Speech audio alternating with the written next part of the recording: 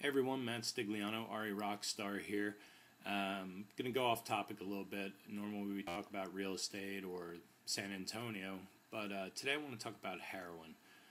It's been in the news a lot lately, and it's something that I have a bit of knowledge about, and I just kind of want to have a chat with you, and hopefully maybe you'll get something good out of it. It's been in the news a lot lately. Last week there was a report on ABC News calling it, the new suburban nightmare. And suburban teens are out there doing it just like they've done every drug on earth, since time began. Or at least since the suburbs began, I guess. These reports are nothing new. They come out every couple of years that one drug or the other is, the new suburban thing. But it was talking about that and saying how widespread heroin use has become again. But then there was this British study that came out this week, and I've seen a lot of people talking about it on the internet, and I've seen it on the news. The British study suggests that alcohol is more dangerous than heroin. The researchers looked at the direct social and economic impact on both the user or the abuser and the people around them. And while I understand what the researchers are getting at with this kind of finding, obviously alcohol use is more widespread and it's readily available, it's legal, so it does have a devastating effect. Alcohol can be very, very deadly, and it can ruin lives, as can any drug, as can a lot of things. But to suggest that heroin is less dangerous, I think, is really sending a bad message.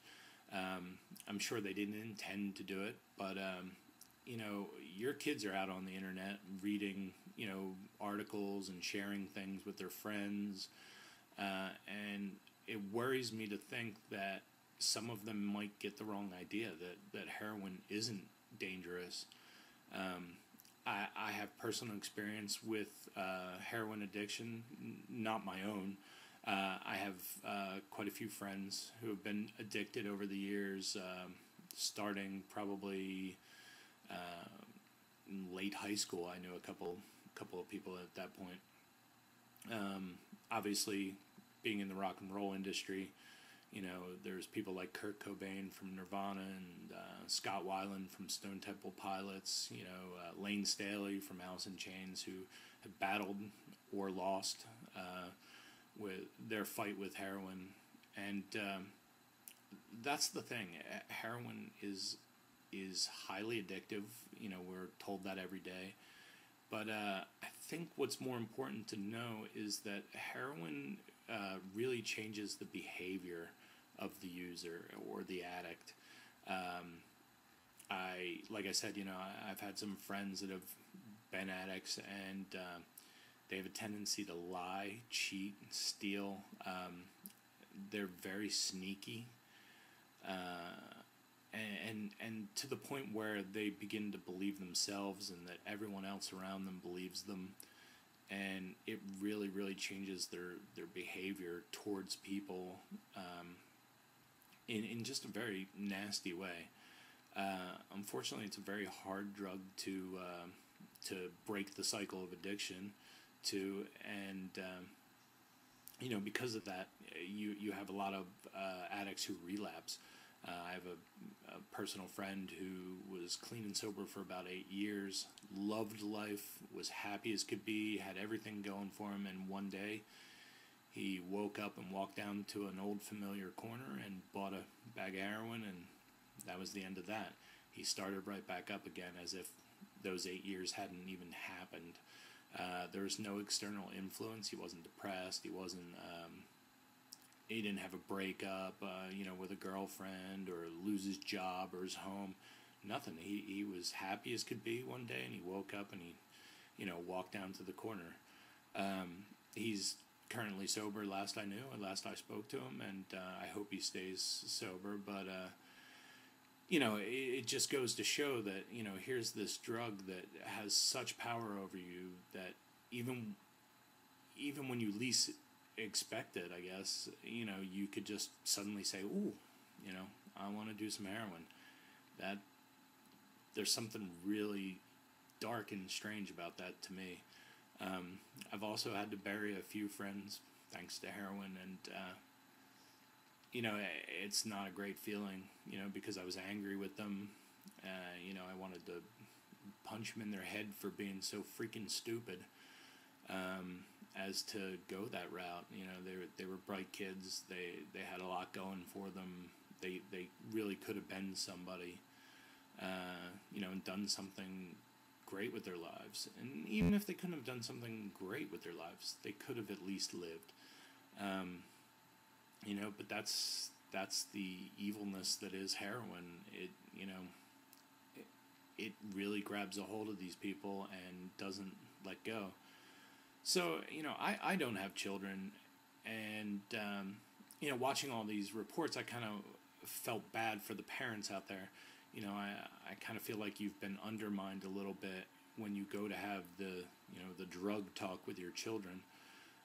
So I hope you find a way to get through to them, especially on this issue of heroin, because, like I said, it's devastating. And I've watched, and I've personally tried to, help friends that were addicts, and as hard as you try, it just doesn't get through to them. And even sending them to rehab and helping them do that, it's sneaky, and they're very suspicious, and they don't believe anybody, and they'll do anything to get more of it. I've had good friends take from my wallet, steal things from my house before, years ago. Hopefully that'll never happen to me again. But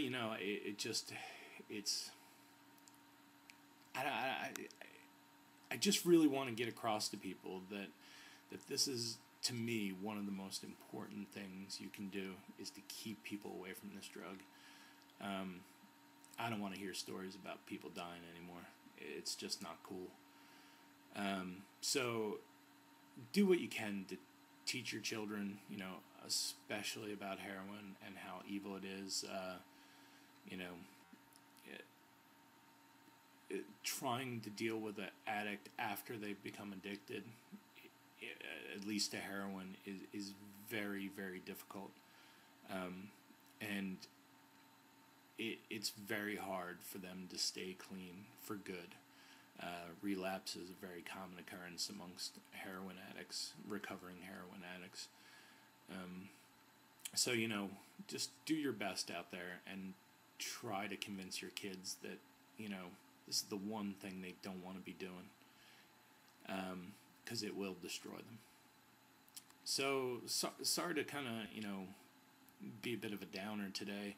Just these news articles are really bugging me, because I just feel like we're heading for another, couple years of high heroin usage amongst, kids and teens and stuff. And, I'd love to not see that happen.